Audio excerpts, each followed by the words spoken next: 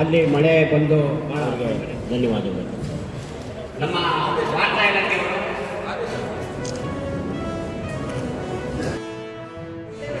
ಶಿಬಿರಗಳನ್ನು ಆಯೋಜಿಸ್ತಿದ್ದಾರೆ. ಈಗ ನಮ್ಮ ಕೋರ್ಟಲ್ಲೂ ಕೂಡ ಒಂದು ಆಯೋಜನೆ ಮಾಡಬೇಕು ಅಂತ ನಿನ್ನೆ ಕೇಳಿಕೊಂಡು ಆಯಿತು ಅಂತ ಹೇಳಿದ್ದೇನೆ ನಾನು. ಯಾಕೆ ಅಂದರೆ ನಾವು ಹೆಚ್ಚು ರಕ್ತವನ್ನು ಶೇಖರಿಸಿ ಇಟ್ಕೊಂಡಿದ್ರೆ ತಕ್ಷಣಕ್ಕೆ ಬೇಕಾದ ರೋಗಿಗಳಿಗೆ ಅದನ್ನು ಕೊಡೋದಕ್ಕೆ ಅನುಕೂಲ ಆಗ್ತದೆ. ಮೇನ್ ನಮಗೆ ಆ ರೋಗಿಯನ್ನು ಉಳಿಸ್ಬೇಕು ಅಂತ ಹೇಳಿದ್ರೆ ರಕ್ತದ ಅವಶ್ಯಕತೆ ಜಾಸ್ತಿ ಇರುತ್ತೆ. ಆ ಕಾರಣಕ್ಕೆ ಈ ರಕ್ತದಾನ ಶಿಬಿರಗಳನ್ನು ಇವರು ನಡೆಸಿರುವುದು ಶ್ಲಾಘನೀಯ.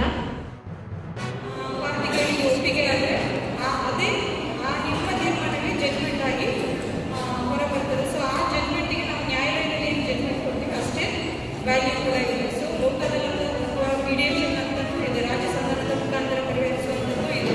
ರಾಜ್ಯ ಸಂಧಾನ ಅಂದರೆ ಯಾವುದೇ ಒಂದು ವ್ಯಾಜ್ಯ ಹೀಗೆ ಕೋರ್ಟಲ್ಲಿದ್ದರೆ ಅದನ್ನು ರಾಜ್ಯ ಮುಖಾಂತರ ಸಂಧಾನದ ಮುಖಾಂತರ ಪರಿಹರಿಸುವಂಥದ್ದು. ಈ ಅತಿವೃಷ್ಟಿಯಲ್ಲಿ ನೊಂದವರಿಗೆ ಅರ್ಹ ಫಲಾನುಭವಿಗಳಿಗೆ ಗೃಹ ಉಪಯೋಗಿ ಹಾಗೂ ಆರೋಗ್ಯ ತಪಾಸಣಾ ಉಪಕರಣಗಳ ವಿತರಣಾ ಸಮಾರಂಭವನ್ನು ಇವತ್ತು ಹಮ್ಮಿಕೊಂಡಿತ್ತು. ಆ ಹಮ್ಮಿಕೊಂಡಿದ್ದರಲ್ಲಿ ನಾವು ಪಲ್ಸ್ ಆಕ್ಸಿಮೀಟರ್ಗಳಾಗಿರ್ಬೋದು, ಹಾಗೆ ಹಲವಾರು ಕಾರ್ಯಕ್ರಮಗಳ ಹಮ್ಮಿಕೊಂಡು ಇವತ್ತು ಎಲ್ಲರಿಗೂ ನಾವು ವಿತರಣೆಯನ್ನು ಮಾಡಿದ್ವಿ. ಜನರು ಈ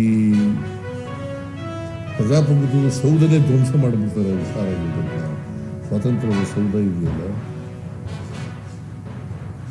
ಅದನ್ನೇ ಧ್ವಂಸ ಮಾಡ್ತಾರೆ, ಪ್ರಜಾಪ್ರಭುತ್ವ ಸೌಧನೇ ಧ್ವಂಸ ಮಾಡಿಬಿಡ್ತಾರೆ. ಅದರಿಂದ ನಾವು ಸಮಾಜದಲ್ಲಿ ಭಾಳ ವರ್ಷ ಅಸಮಾನತೆ ಉಳಿಲಿಕ್ಕೆ ಅವಕಾಶ ಕೊಡಕೂಡದು.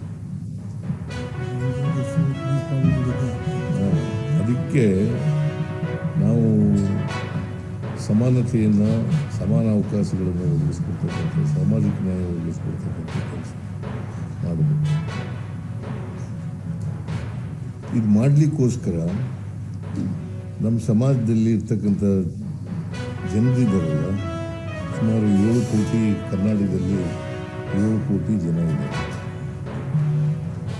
ಜನಸಂಖ್ಯೆ 7 ಕೋಟಿ ಜನಸಂಖ್ಯೆ ಇದೆ.